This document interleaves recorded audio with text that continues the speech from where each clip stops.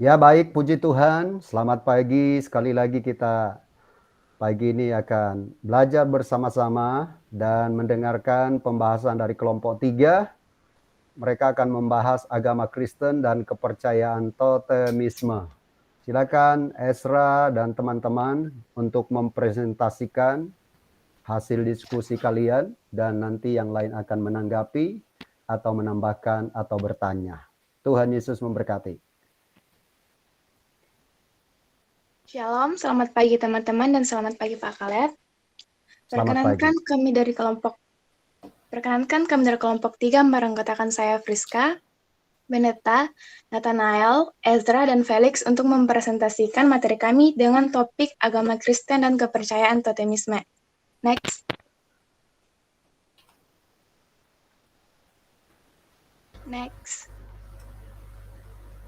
Belum. Ya, udah. Next lagi.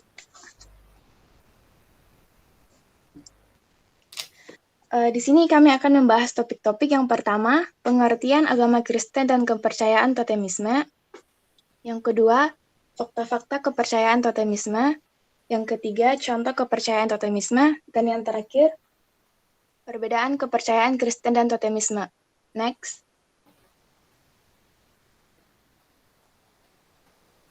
Agama Kristen merupakan sebuah kepercayaan yang berdasar pada hidup, sengsara, wafat, dan kebangkitan Yesus Kristus, dan meyakini bahwa Yesus merupakan juru selamat, serta Tuhan dan juru selamat bagi seluruh umat manusia. Next.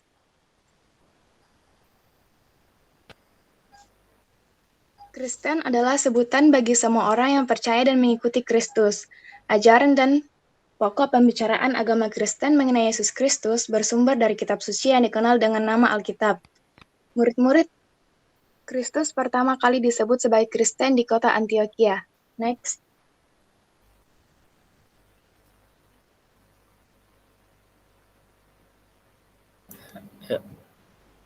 Pengertian kepercayaan totemisme, kepercayaan yang menganggap bahwa makhluk hidup selain manusia memiliki jiwa dan roh, sehingga menjadi sosok yang dapat dipuja. Selanjutnya.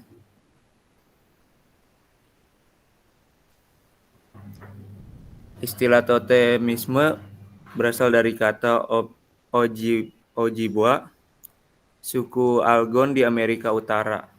Totem dipuja, dihormati, atau disalarkan karena berhubungan dengan suatu suku.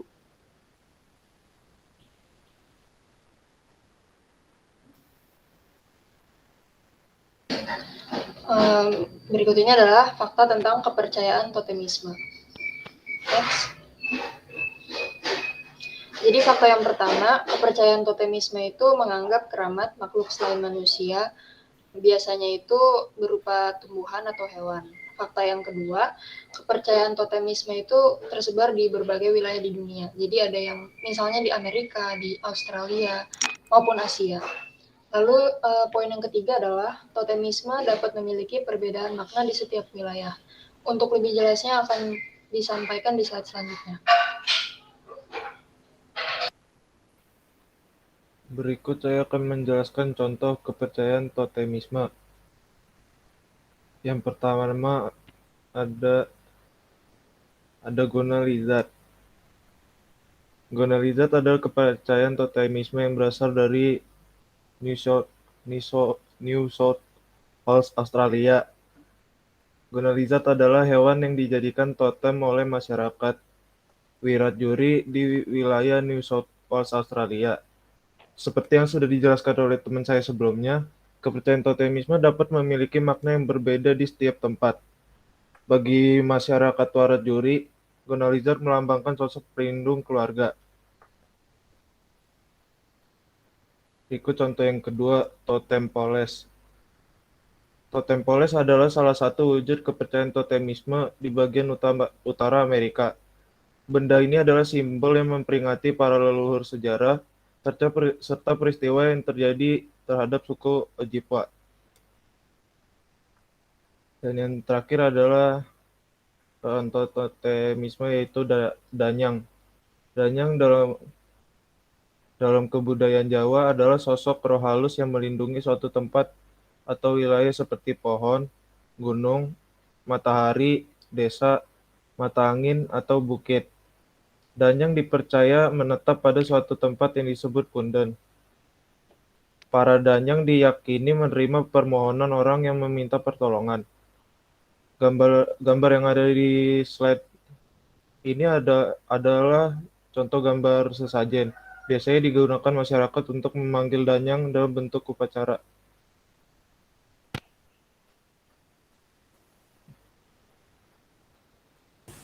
Dan di sini saya akan menjelaskan perbedaan agama Kristen dan totemisme. Oke, next. Perbedaan agama Kristen dan totemisme. Agama Kekristenan berhubungan dengan jaminan hidup yang kekal seperti yang ada di ayat Yohanes 3 ayat 16. Dan totemisme berhubungan dengan sikap seseorang dalam menghargai alam dan arwah para leluhur. Allah dalam Kristen bersifat kekal yang ada ditulis di Roma 1 ayat 20. Dan di totemisme, Allah dalam kepercayaan totemisme bersifat anonim dan impersonal. Dari diskusi kelompok kami mendapat kesimpulan bahwa Kristenan dan totemisme menganut sistem kepercayaan yang berbeda. Namun meskipun berbeda dengan ajaran Kristen, kepercayaan totemisme tidak selamanya bertentangan dengan Alkitab. Dalam hal ini memelihara alam dan lingkungan sekitar. Sekian presentasi dari kelompok kami. Jika ada masukan dan pertanyaan, kami persilakan.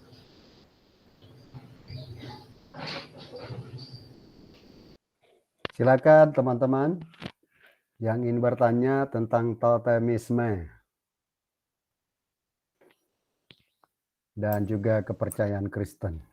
Tadi ada beberapa contoh-contoh juga diberi, sebenarnya juga masih banyak ya, tapi 3 contoh tadi sudah mewakili untuk kepercayaan totemisme. Khususnya yang di Jawa kita bisa soroti ya.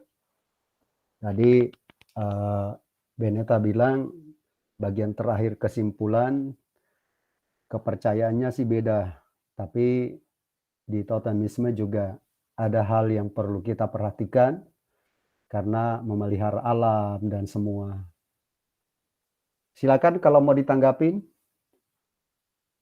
supaya diskusinya seru, ada pertanyaan atau ada yang mau tambahkan yang punya pengalaman. Silakan Riko. Mengapa kepercayaan seperti Yang keras suaranya. Mengapa kepercayaan seperti totemisme itu masih berjalan di Indonesia? Maksudnya masih ada gitu seperti totemisme, animisme dan lain-lainnya. Kenapa masih ada di Indonesia? Silakan kelompok 3 ditanggapi. Kenapa masih ada? Padahal zamannya sudah mulai maju. Kok masih ada gitu? Kalau dari apa yang kami tahu mungkin itu berhubungan dengan seperti budaya, latar belakang budaya juga. Seperti yang di presentasi sebelum-sebelumnya itu berkaitan dengan animisme dan dinamisme. Jadi totemisme itu masih berkaitan dengan kepercayaan-kepercayaan itu. Oh, jadi karena kebudayaan ya dia masih ada ya. Terima kasih. Ya. Jadi alasannya karena budaya.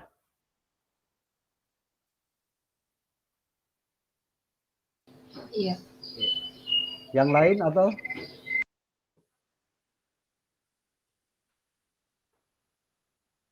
Gimana, Riko? Sudah terjawab atau masih penasaran? Ya, sudah Pak. Sudah terjawab. Terima kasih ya. Ada lagi nggak? Pak, izin bertanya, Pak. Ya, Alvina. Apakah di perkembangan zaman sekarang kepercayaan tersebut semakin banyak yang percaya atau malah orang-orang mulai meninggalkannya? Wah, perlu data itu.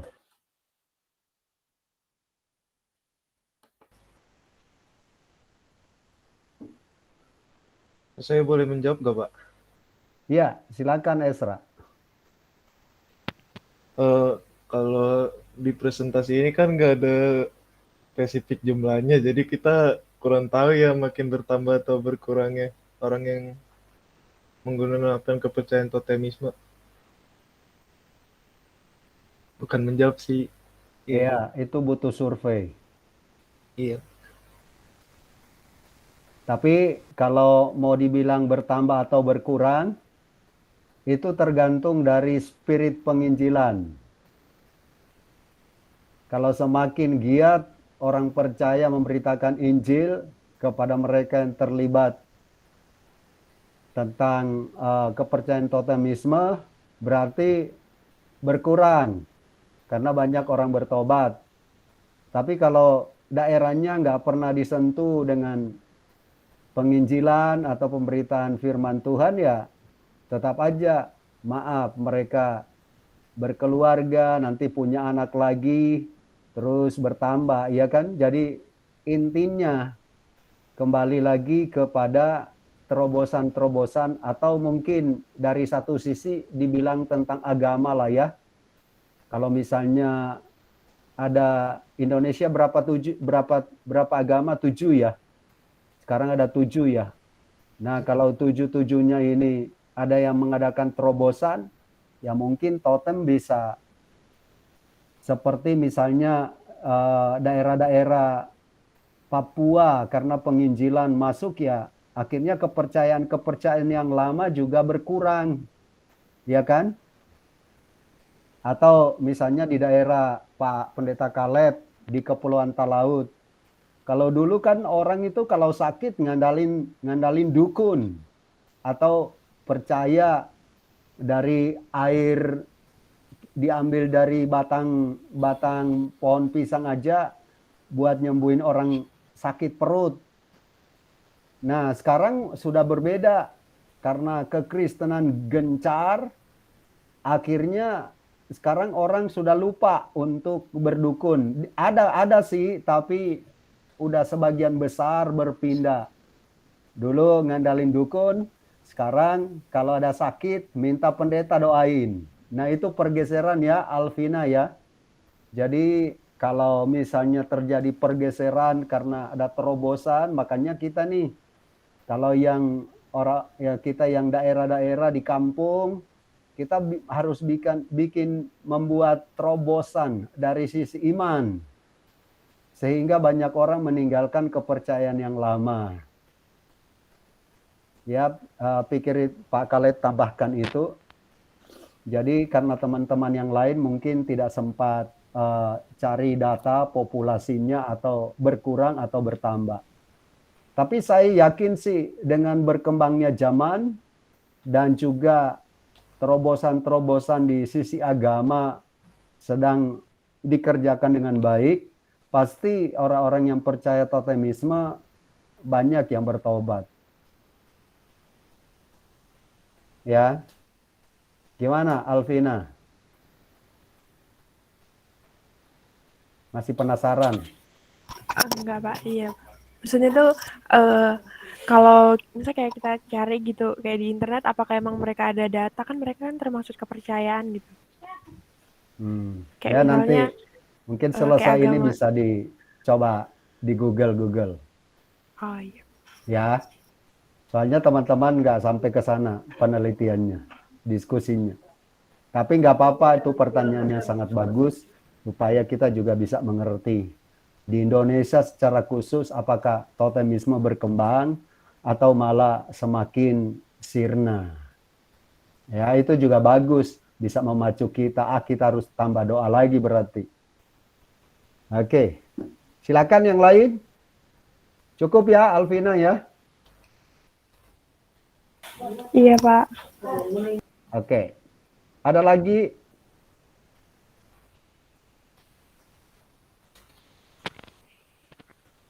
Teman-teman yang lain jangan diam. Angelin, Andrew, Tesalonika.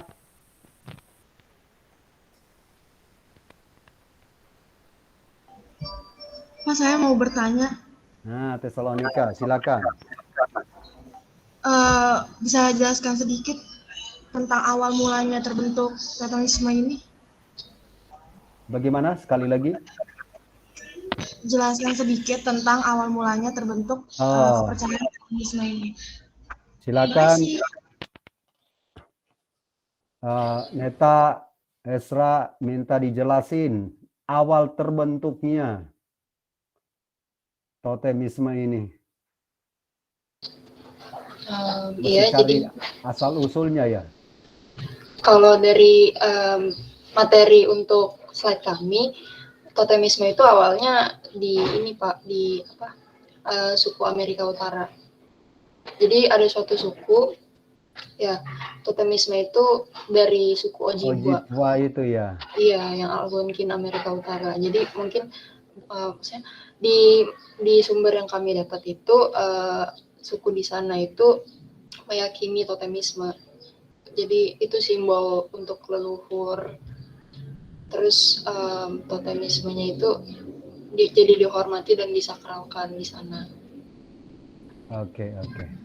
Bagaimana Tesalonika? Ya, ngerti Pak. Oke, ya. Jadi asal usulnya dari sumber teman-teman dapat tuh awalnya dari Amerika Utara ya.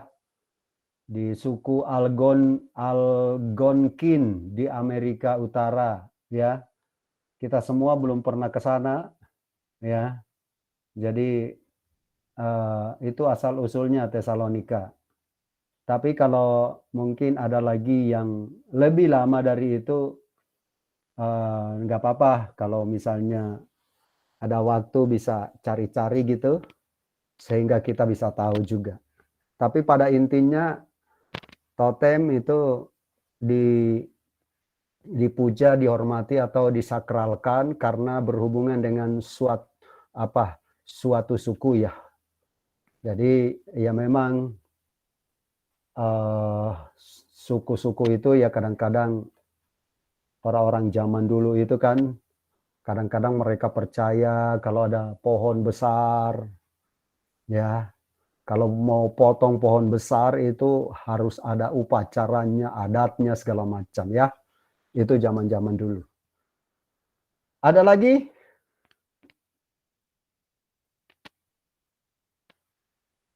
Kalau tidak ada lagi, Saya kita... mau bertanya, Pak. Oh, Stella. Silakan, Stella. Melanjutkan pertanyaan dari Tessa, kan kalau pertanyaan Tessa tuh dijawab dari tempatnya. Kalau dari waktunya itu pertama kali kepercayaan totemisme ini ada kapan ya? Mungkin misalnya seperti semenjak dulu dari zaman purba atau baru ada pas manusia udah mengenal tulisan gitu, bisa dijelaskan? Terima kasih. Terima kasih untuk pertanyaannya. Jadi kalau berdasarkan apa yang kami dapat itu, totemisme itu udah ada sejak masa tulisan sih. Jadi mungkin waktu itu jadi banyak suku di sana, jadi bikin sebuah suku, terus mereka jadi ada kepercayaan itu. Berarti sebelum mengenal tulisan belum ada ya kepercayaan totemisme ini? Iya. Oke, terima kasih sudah terjawab. Oke, thank you Stella. Ada lagi? Kalau tidak ada lagi, Pak, izin bertanya dong, Pak. oh ada lagi. Saya Silakan Pak, Lino. iya Pak, mau tanya nih, kalau pada sekarang ini tuh kita masih belum kelihatan banget ya kalau di daerah kota seperti di Jakarta ini mengenai kepercayaan totemisme mungkin udah nggak ada lagi. Yang menjadi pertanyaan saya itu adalah kalau misalkan orang-orang yang mempercayai tentang kepercayaan totemisme, kalau misalkan mereka udah kepercayaan itu, mereka menggunakan kekuatan-kekuatan itu untuk ini kita itu gimana nanti ya? Kalau misalkan mereka gunakan kekuatan ini kepercayaan mereka untuk menyantet kita gitu seperti gitu. Apakah ada seperti kejadian seperti itu di di dunia ini. Terima kasih. Pak, Silakan.